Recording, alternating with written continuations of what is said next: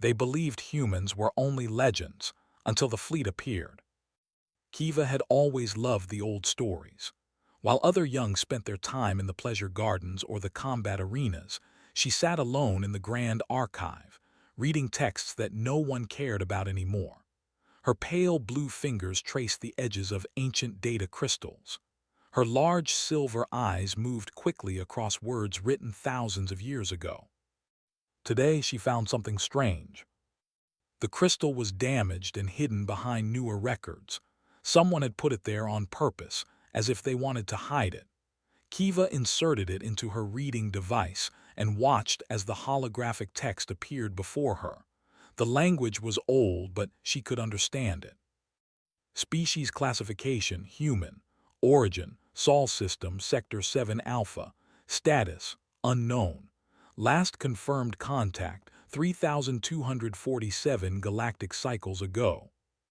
Kiva leaned forward. She had heard the word before, human. It appeared in children's stories and old songs. Parents told their children about the humans when they misbehaved. Be good or the humans will come for you. But everyone knew they were not real. They were just myths like the star dragons or the void walkers. The text continued. Physical description, bipedal, average height, surprisingly fragile compared to other spacefaring species. However, classified as extreme threat level. Do not engage. Do not provoke. Do not underestimate. Kiva felt her heart beat faster. Why would a myth have a threat classification? She read more. The humans, according to this record, had once traveled across the galaxy. They built ships and made friends with many species. They were kind, the text said. They laughed easily and shared their food with strangers. They created art and music and told stories around fires. But then something changed. The other species grew afraid of them. The humans adapted too quickly. They learned too fast. They survived things that should have killed them. A disease that destroyed an entire colony in days. The humans caught it, suffered for a week, and then simply got better. A planet with crushing gravity that no other species could walk on. The humans built cities there. So the galaxy turned against them. One by one, the great empires attacked humanity. They burned their colonies and destroyed their ships. They hunted them like animals. And then, one day, the humans simply left. They took their remaining ships and flew beyond the edge of known space. They vanished into the darkness between galaxies. No one saw them again. The record ended with a warning. If humanity ever returns, all treaties must be honored. All debts must be paid. They remember everything. Kiva sat in silence for a long time. Then the ground shook beneath her feet. She ran outside and looked up at the sky. The twin suns of Prime were still shining, but something was blocking their light. Ships.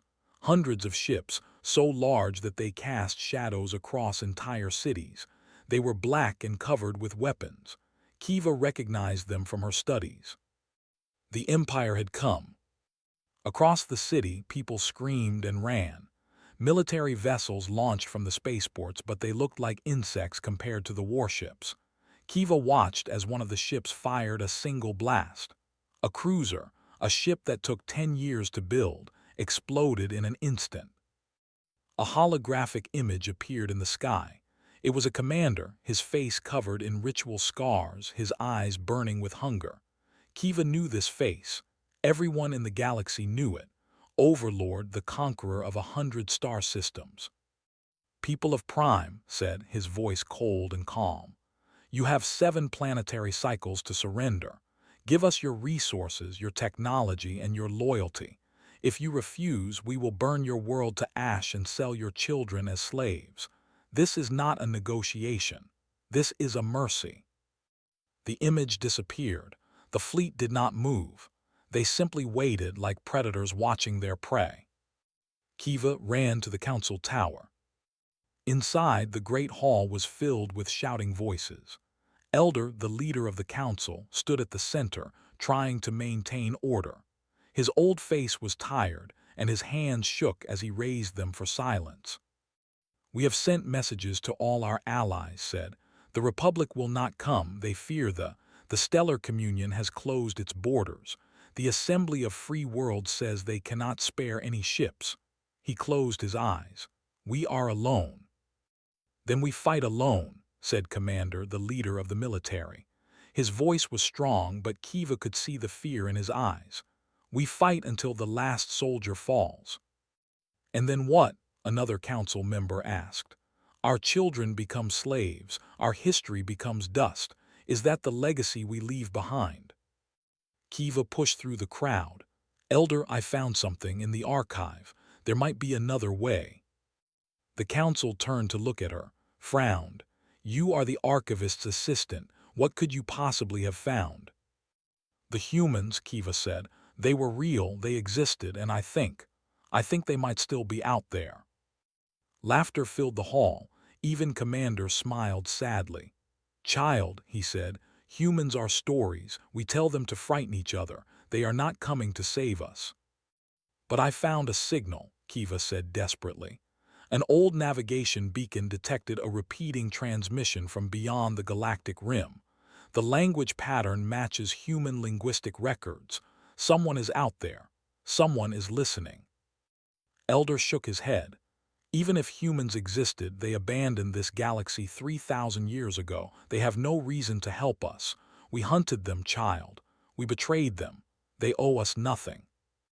But we have to try, Kiva whispered. No one answered her. The council returned to its arguments, its plans for a final battle that everyone knew they would lose. That night, Kiva returned to the archive. She sat before the communication array and stared at the coordinates on her screen. Beyond those numbers lay the unknown, the empty space where light itself seemed to die. Her fingers hovered over the controls. This was foolish. She was sending a message to ghosts, to legends, to creatures from bedtime stories. But what else could she do? She pressed the button and spoke into the void. If anyone is listening, if the stories are true, we need help. The will destroy us. We have no one else. Please, if humanity still lives, if you remember what it means to protect the weak, come back. We are begging you. She ended the transmission and sat back, tears running down her blue cheeks. Outside, the fleet waited in the darkness. And somewhere, impossibly far away, a light blinked on a console that had been silent for 3,000 years. They believed humans were only legends until the fleet appeared. Lieutenant was eating his dinner when the alarm sounded. He dropped his spoon and ran to the communication room, his boots loud against the metal floor. Around him, other officers were waking up, confused and half asleep. The alarm had not sounded in decades. Most of them had never heard it before. Reached his station and stared at the screen. A message was coming in from far away, so far that the signal had taken hours to reach them. But that was not the strange part. The strange part was where the signal came from. The old territories, the space that humanity had left behind 3,000 years ago. Get the Admiral said quietly, now. Admiral arrived within minutes. He was an old man with gray hair and calm eyes. He had led the fleet for 40 years, through empty space and silent centuries. He had never expected to receive a message like this. Played the recording. A young alien voice filled the room, speaking in a language that the computer translated instantly. The voice was frightened and desperate. It spoke of an invasion, of a coming extinction, of a final hope. If humanity still lives, if you remember what it means to protect the weak, come back. We are begging you. The message ended. Silence filled the room. Admiral said softly, I remember them. They were among the first to turn against us. When the coalition attacked our colony on New Sol, they provided the weapons. So we ignore them, said an officer nearby. They made their choice. Let them suffer for it. Admiral did not answer. He stared at the coordinates on the screen, thinking. The door opened, and Captain walked in. She was young for a captain, but everyone knew her skill. She could fly a fighter through an asteroid field with her eyes closed. She had saved countless lives and never asked for anything in return. I heard the alert, she said. What is happening? Played the message again, listened with her arms crossed. When it ended, her jaw was tight with anger. She said, I have read about them. They conquer and they enslave. They destroy cultures and burn histories. If they take they will not stop there. They never stop. That is not our problem, the officer said. We left that galaxy behind. We built a new home here beyond their reach.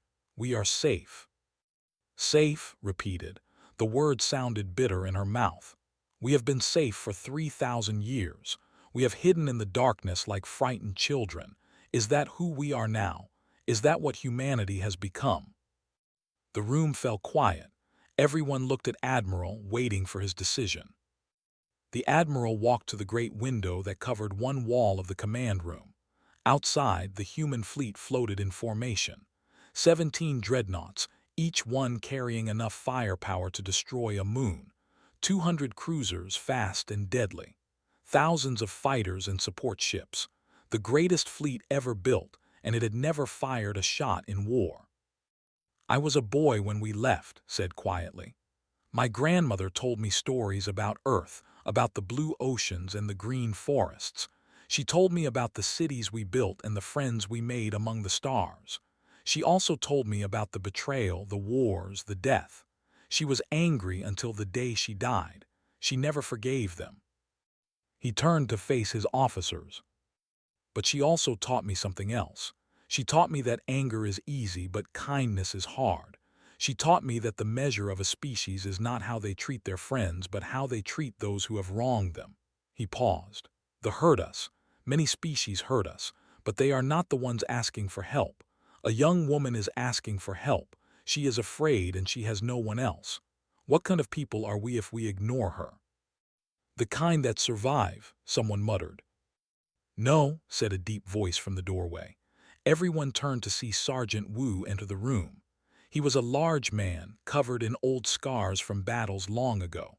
He had fought in the last wars before the exile, one of the few survivors still alive. His eyes were hard, but his voice was steady. That is not survival, Wu said. That is just slow death.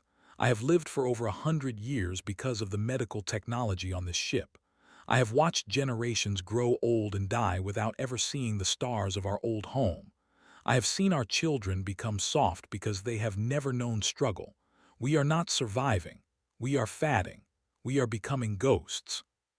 He walked to stand beside Admiral. I joined the military to protect people, Wu continued. Not just humans, people, anyone who needed help. That is what humanity used to mean. If we ignore this call, we are not the species I fought for. We are something else, something smaller, something I do not want to be. Captain stepped forward. I will fly with you, Sergeant, even if no one else will. I will go too, said. One by one, officers raised their hands. First a few, then dozens, then everyone in the room. Admiral smiled for the first time in years. Then it is decided. Send a message to all ships. Tell them to prepare for jump. We are going home. Within hours, the fleet came to life. Engines that had been quiet for centuries roared with power. Pilots ran to their fighters. Soldiers checked their weapons. Medical teams prepared for casualties. Engineers ran final diagnostics. In the science bay, Doctor watched the preparations on her screen. She was a small woman with gentle eyes and a brilliant mind. She had spent her life studying alien species from old records, never thinking she would actually meet one. Are you afraid? Her assistant asked. Shook her head. I am excited. For 3,000 years, we have wondered what happened to the galaxy we left behind. Now we will finally know. On the bridge of the flagship, Admiral sat in his command chair. Around him, officers worked at their stations, ready for his order. All ships report ready, Admiral said. Nodded. He looked out at the fleet, at the ships that carried the last hope of humanity. Jump, he said. Space bent and twisted. Light streamed past the windows in rivers of color. The fleet moved faster than anything in the universe, crossing distances that would take normal ships thousands of years. And in the system, the fleet continued their countdown. 6 days remained until the deadline. Overlord sat on his throne, confident in his victory. He had conquered 100 worlds, and this one would be no different. He did not know that legends were coming. He did not know that the ghosts of the galaxy were about to return. He did not know that humanity remembered everything. They believed humans were only legends until the fleet appeared.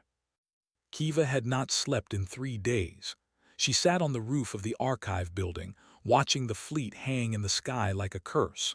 Tomorrow was the deadline. Tomorrow her world would burn. The council had voted for surrender. They would give the everything they wanted. The alternative was death. Some called it wisdom. Kiva called it the end of everything she loved. Her message had received no reply. Of course it had not. Humans were not real. They were stories, nothing more. She had been a fool to believe. Around her, the city was dark and quiet. People had said their goodbyes to loved ones. Parents held their children close. The temples were full of people praying to gods who did not answer. And then the sky changed. At first, Kiva thought her eyes were playing tricks. Points of light appeared out of nowhere, dozens of them, then hundreds. They grew brighter and larger, taking shape, becoming solid. Ships. Ships unlike anything Kiva had ever seen. They were beautiful and terrible at the same time. Their hulls were silver and gold, catching the light of the twin suns.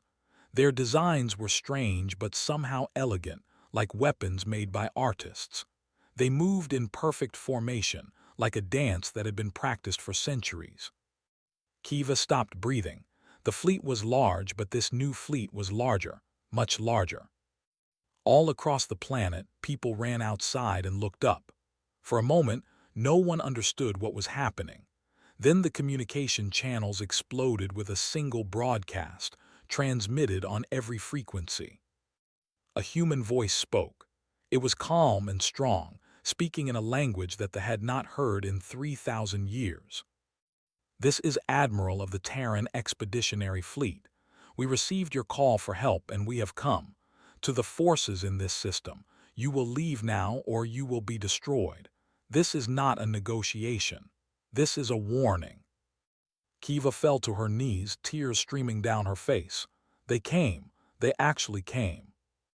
On the flagship, Overlord stared at his tactical display in shock. His advisor, General, was speaking rapidly, but barely heard him. "Unknown ships, my lord. Hundreds of them. Our sensors cannot identify the technology. The power readings they are impossible." "Impossible," growled. "Nothing is impossible. We have conquered 100 worlds. These strangers mean nothing." "My lord, the legends." "Legends are for children," slammed his fist against his throne. "I am Overlord. I do not fear ghosts. All ships attack formation. Destroy these invaders." The fleet moved. Thousands of weapons charged. Missiles launched in waves, filling the space between the two fleets with destruction. The human ships did not move. They simply waited. On the bridge of the Admiral watched the missiles approach. "Point defense systems active," he ordered calmly. Light erupted from every human ship. Beams of energy, faster than thought, struck the incoming missiles. Every single one exploded harmlessly, hundreds of kilometers from the fleet. The attack had lasted less than 3 seconds. Silence. The officers stared at their screens in disbelief. Again screamed, "Fire everything!" Another wave of missiles. More beams, more explosions. Not a single missile reached its target. Admiral leaned forward. "Captains, you may begin." Smiled from the cockpit of her fighter. "Vanguard Squadron on me. Let us show them what we can do." Her fighter launched from the flagship's bay, followed by 50 others. They moved through space like arrows, weaving between enemy fire with impossible grace. The pilots tried to track them, but they were too fast, too unpredictable. Dove toward a cruiser, her weapons blazing. The enemy shields, which had stopped 1,000 attacks, flickered and died under her assault. 2 more fighters joined her, and together they tore through the cruiser's hull. The ship exploded in a ball of fire. All across the battlefield, the same scene repeated. Human fighters destroyed cruisers. Human cruisers tore apart battleships. The fleet, which had seemed unstoppable, began to fall apart. On the surface of Prime, Commander watched from the military command center. His hands were shaking. "This is not a battle," he whispered. "This is a lesson." Elder stood beside him, his old eyes wide with wonder. 3,000 years, he said softly. They had 3,000 years to advance their technology while we stayed the same. We are children compared to them. In the archive building, Kiva watched a human fighter destroy 3 ships in a single pass. She thought about the old records, the warnings that no one had believed. "Do not underestimate them," the text had said. Now she understood. But they were not finished. On the flagship, watched his fleet die and felt something he had never felt before. Fear. Real fear, cold and deep in his chest. He was losing. He, who had never lost anything, was being defeated by ghosts from ancient history. "General," he said quietly, "prepare the boarding parties. If we cannot defeat them in space, we will take their ships from the inside." Hesitated. "My lord, that is suicide." "It is our only chance. Send everything we have to their largest ship. If we can capture it, we can learn their secrets. Do it now." Dozens of assault ships launched from the remaining fleet, flying directly toward the. They moved in random patterns, trying to avoid the human defenses. Most were destroyed, but some broke through. Admiral saw them coming. "They are attempting to board us. Sergeant Wu, your team is ready." Wu's voice came through the communication system. "We have been waiting for this, Admiral. Let them come." The ships attached to this hull and began cutting through. Inside, Wu and his soldiers waited in the corridors, weapons ready. They could hear the sound of alien tools cutting through metal. The hull broke open. Soldiers poured through, weapons firing. They expected easy prey, soft creatures who had forgotten how to fight. They were wrong. Wu stepped forward and fired once. A soldier fell. He fired again. Another fell. His soldiers joined him, moving with speed and precision that they could not match. In 30 seconds, the first wave was dead. More came, more died. They could not believe what they were seeing. The humans were not weak. They were not fragile. They fought like demons, shrugging off wounds that would kill any other species. Wu took a hit to his shoulder. He looked at the wound, looked at the who had shot him, and kept walking. The soldier screamed and tried to run. He did not get far. Back on the bridge, Doctor studied the flagship on her screen. "Admiral, I have found something. Their main power core has a weakness. If we can hit it with a precise strike, we can disable the entire ship." "But their shields are still up," said. "Nothing can get through." "Nothing from the outside," agreed. "But a boarding team could do it from within." Admiral considered this. "Sergeant Wu, can you reach the enemy flagship?" Wu's voice came back, breathing hard but steady. "Just finished cleaning up here, Admiral. Give me a ship and a squad. We will get it done. Cut in, I will clear you a path. Just follow my lead." 5 minutes later, a human launched from the, surrounded by fighters. Led the way, destroying everything that came near. They reached the flagship and punched through its hull. Wu and his team were inside. The final battle was about to begin. They believed humans were only legends until the fleet appeared. The inside of the flagship was dark and cold. Red lights flickered in the corridors. The air smelled like burning metal and fear. Sergeant Wu moved through the ship like a shadow. Behind him, 12 soldiers followed in perfect silence. They had trained for this moment their entire lives. Every step, every breath, every heartbeat was controlled. They were weapons in human form. A group of soldiers appeared at the end of the corridor. There were 20 of them, heavily armed and ready to fight. They saw the humans and opened fire immediately.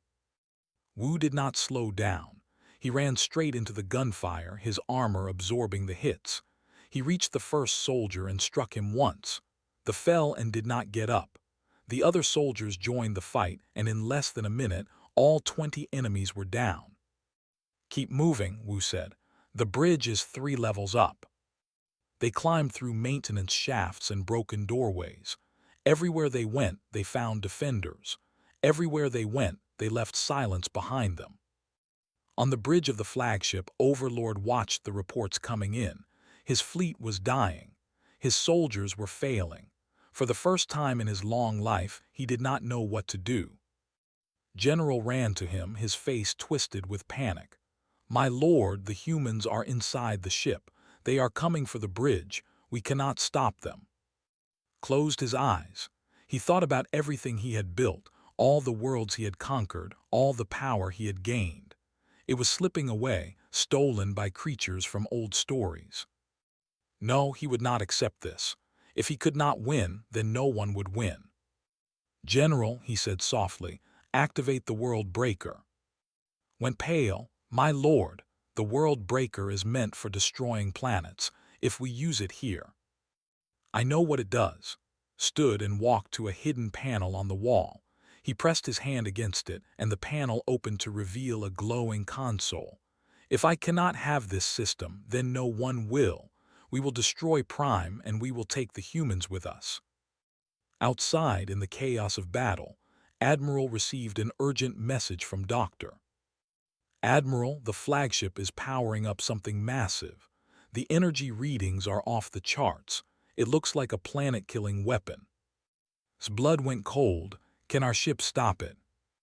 "Not from here. The weapon is deep inside the flagship. We would need a direct hit on the power core, but our weapons cannot reach it through their armor." Sergeant Wu said into his communicator, "Change of plans. There is a weapon on that ship that will destroy the planet. You need to stop it." Wu's voice came back calm and steady. "Understood, Admiral. Where is it?" Sent the coordinates. "The power core is in the center of the ship. You have maybe 10 minutes before it fires." "Then we move fast." Wu out. The team changed direction, heading deeper into the flagship. They ran through corridors filled with frightened soldiers who barely put up a fight. Word had spread through the ship. The humans were unstoppable. Many soldiers simply dropped their weapons and ran. But time was running out. On Prime, Kiva saw something happening on the flagship. Lights were glowing along its hull, growing brighter every second. She did not know what it meant, but she could feel that something terrible was coming. "Please," she whispered to the sky, "please stop them." Captain was leading an attack run on a cruiser when she heard the Admiral's warning. She looked at the flagship and saw the growing light. She understood immediately. "Vanguard Squadron, new target. We need to stop that weapon." "Captain, our weapons cannot penetrate the flagship's armor," her wingman said. "We would need to get inside." Did not hesitate. "Then I will get inside. Cover me." She pushed her fighter to maximum speed, heading straight for the flagship. Enemy fire filled the space around her, but she dodged every shot. She had been flying since she was old enough to reach the controls. The ship was part of her body. Inside the flagship, Wu and his team reached the power core room. The door was sealed, protected by the strongest locks they had built. It did not matter. Wu placed a charge on the door and stepped back. The explosion tore the door apart. Inside, the World Breaker was humming with power, ready to fire. Engineers ran in panic, trying to complete the countdown. "Take them down," Wu ordered. "Then destroy that machine." The fight was brutal but short. The soldiers cleared the room in seconds. But when Wu approached the World Breaker, he realized the problem. "The core is shielded," he reported. "Our weapons cannot damage it. The countdown is still going." 4 minutes left. Admiral heard the report and closed his eyes. "Is there any way to stop it?" His voice was desperate. "The only way is to destroy the targeting system. Without it, the weapon will fire into empty space. But the targeting array is on the outside of the ship." "Cut in, I see it. I'm almost there." She was flying along the surface of the flagship, dodging defensive fire. Ahead of her, she could see the targeting array, a massive dish covered in glowing cables. Her weapons could destroy it, but the angle was wrong. She would need to fly directly into the structure to hit the weak point. "Captain," her wingman said, "that is a suicide run. You will not survive." Thought about her family, about her friends, about the people of Prime who were praying for salvation. She thought about what it meant to be human. "Some things are worth dying for," she said quietly. She pushed the throttle forward. Her fighter screamed toward the targeting array. At the last moment, she fired everything she had, missiles and beams and every weapon on her ship. The array exploded in a ball of fire. Then she hit the ejection button. Her seat launched from the fighter half a second before it crashed into the flagship. She tumbled through space, her suit protecting her from the vacuum. Behind her, her ship disappeared in a massive explosion. The world breaker fired. Without its targeting system, the beam shot harmlessly into the void, missing Prime by millions of kilometers. The planet was safe. On the bridge of the flagship, Overlord screamed in rage. His weapon had failed. His fleet was destroyed. His soldiers were dead or fleeing. The door to the bridge exploded inward. Sergeant Wu walked through the smoke, his armor burned and bloody, his face calm. Behind him, his team secured the room. General raised his weapon and fired at Wu point-blank. The shot hit Wu in the chest. Wu staggered, looked down at the wound, and kept walking. He grabbed his weapon, crushed it in his hand, and threw the general against the wall. Then he turned to Overlord. Wu said, "Your fleet is gone, your weapon is gone, you have lost. Surrender now and you will live. Fight and you will not." Stood tall, trying to maintain his dignity. "You are just one man. I am the ruler of 100 worlds." Wu stepped closer. "I am not just one man, I am human, and we remember everything. We remember the friends who died because of empires like yours. We remember the children who cried while their homes burned. We remember." He raised his weapon. "The universe needs to remember too." Outside, a human rescue shuttle caught its escape pod. Lieutenant's voice crackled through her helmet. "Welcome back, Captain. The Admiral says you are buying drinks for the next century." Laughed, tears of relief running down her face. "Tell him I accept. Now let us finish this." The battle was over, they were defeated, and humanity had returned. They believed humans were only legends until the fleet appeared. 3 weeks passed after the battle. The twin suns of Prime still rose and set, but everything else had changed. The fleet was gone, reduced to floating wreckage that salvaged ships now picked through carefully. Overlord sat in a human prison cell, guarded by soldiers who showed him no cruelty but also no mercy. His empire was falling apart, as conquered worlds learned of his defeat and began to revolt. 100 systems that had lived in fear were waking up to find their chains broken. The human fleet remained in orbit around Prime, a silent reminder that the legends were real. Kiva stood in the docking bay of the, waiting nervously. She had been invited aboard the human flagship, though she did not understand why. She was just an archivist, a reader of old books. She had done nothing important. A door opened, and a human woman walked toward her. She was small, with kind eyes and a gentle smile. She wore a white coat covered in symbols that Kiva did not recognize. "You must be Kiva," the woman said. "I am Doctor, the Chief Science Officer. Admiral asked me to show you around the ship." Kiva's voice was barely a whisper. "Why me?" Smiled. "Because you are the one who called us. You are the reason we came back. The Admiral wanted to thank you personally, but he is busy with diplomatic meetings. He asked me to show you what you helped save." They walked through the corridors of the. Kiva stared at everything, her silver eyes wide with wonder. The ship was enormous, larger than most buildings on her planet, but it did not feel cold or military. It felt alive. Showed her the gardens first. Real plants grew under artificial sunlight, flowers and trees and vegetables in endless rows.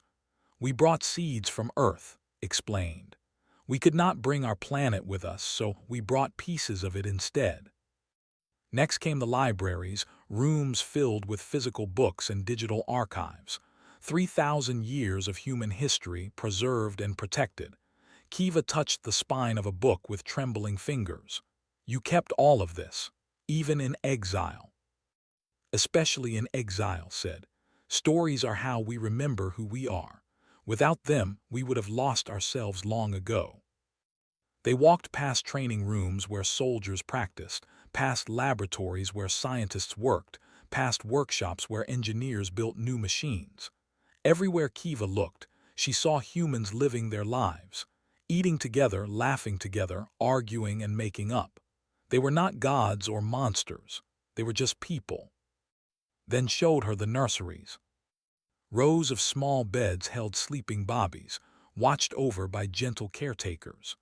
Older children played in an open area nearby, chasing each other and building towers out of colorful blocks.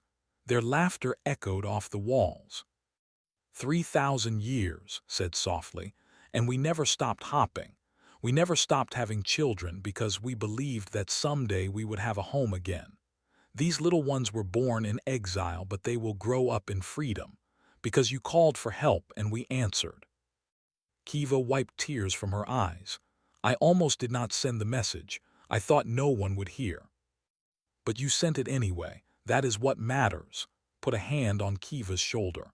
Hope is not about certainty. It is about trying even when you are afraid. Later that day, Elder addressed the Galactic Senate. Representatives from 100 species watched as the old spoke, his voice steady despite his age. For 3,000 years we told stories about humans. We called them legends, myths, monsters in the dark. We frightened our children with their names.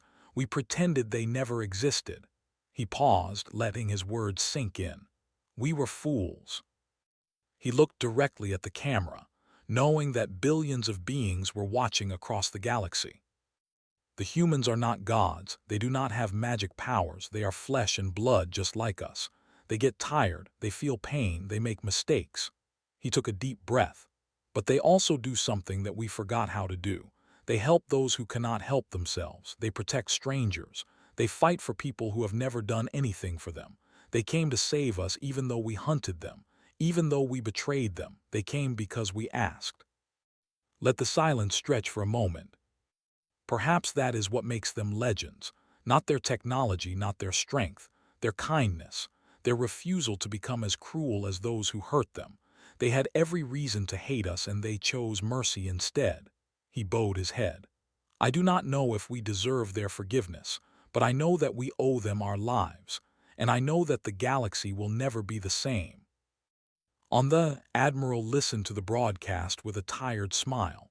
He had not slept in days, dealing with politicians and diplomats from species he had only read about in old files. Everyone wanted something from humanity. Alliances, technology, protection, answers.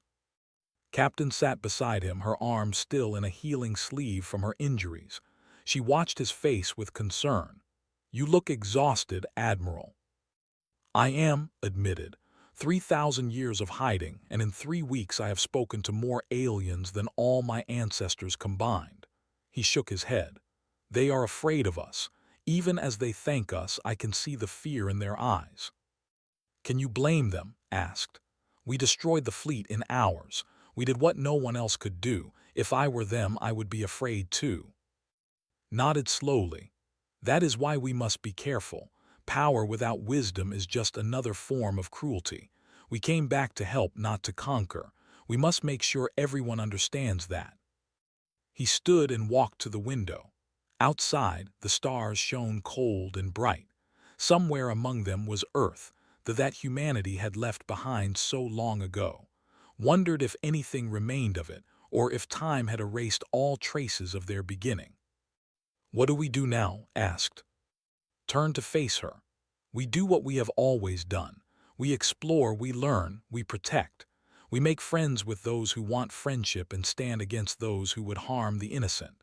We show the galaxy that humanity is not a threat but a promise that no one who asks for help will be ignored. In the medical bay, Sergeant Wu sat beside a window, looking at the stars. His wounds were healing quickly as they always did. Human medicine was advanced, but even without it, Wu's body was tough enough to survive almost anything. He had proven that many times. Found him there an hour later.